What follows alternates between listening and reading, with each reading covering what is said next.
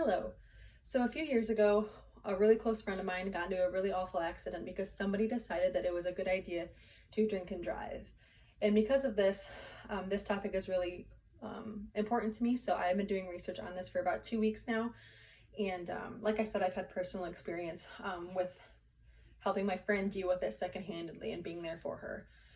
So drinking and driving affects you, it affects others around you, and it can ruin your life indefinitely if getting caught.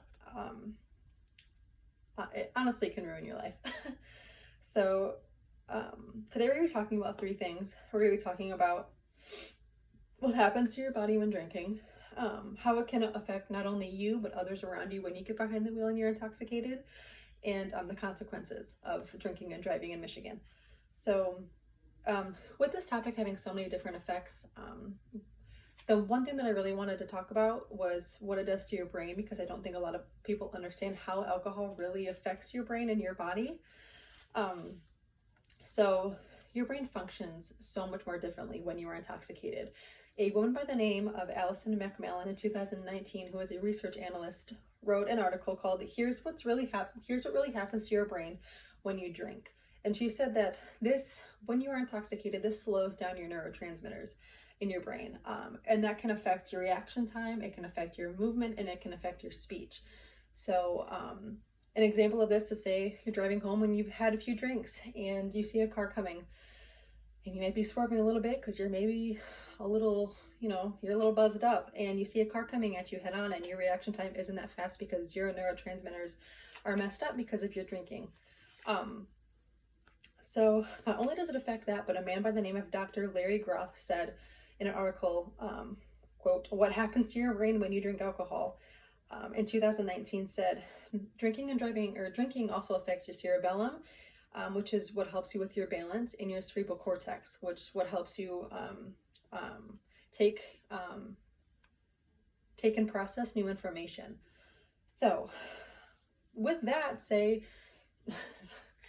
you're at somebody's house and you decide that you want to go home and you've had a few drinks. So what do? You want to go home. So you go home. It's dark outside. Oh no, I don't know where the hell I'm going because I don't know where I am. This can be an issue because not only are you drinking and driving, but now you're on the road way more longer because you don't know where you're going.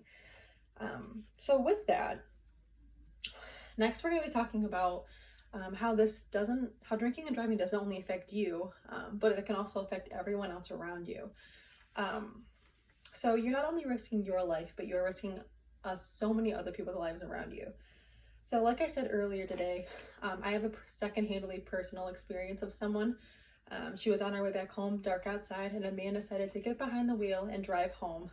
Ended up hitting her, T-boning her, and making her have a concussion. She had a fractured arm. She had stitches down her leg. And the man, not only did he hurt my friend, but he also hurt himself awfully. He had a big gash in the front of his head, had a broken collarbone. It was awful. He was going 72 miles down a dirt road, which it baffles.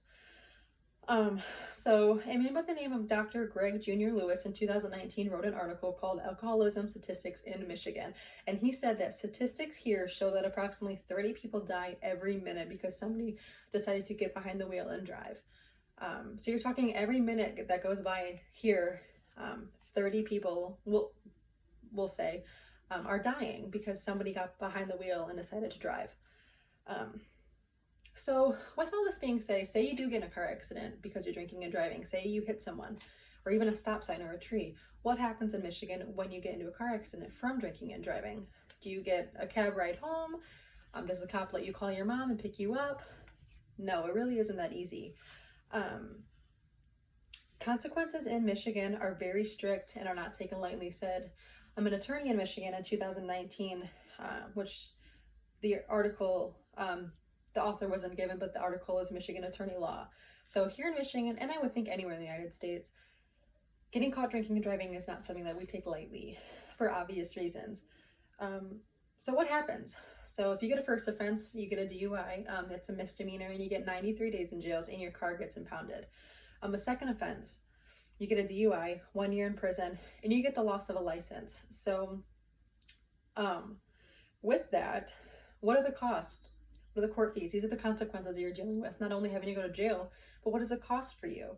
A man by the name of Ethan Birkin in 2019 said in an article, "You can't afford the cost of drunk driving." And the reason behind that is because the costs and fees are ridiculous. You have court fees, bail fees, attorney, car towing or impounding, an education class. And the education class alone costs $1,200 to $2,500 just for one class. That's ridiculous. So with all of this being said, all the points and topics we talked about, what happens to your brain, what happens to other people if this happens, if you're drinking and driving, and the consequences, the costs. And with that, I really hope that this little speech and spiel that I gave really makes people understand that drinking and driving isn't, it is a big deal. It needs to be taken seriously. And the next time that you drink, remember not to get behind the wheel, because it can not only affect your life, but it can affect so many other people's lives. Thank you.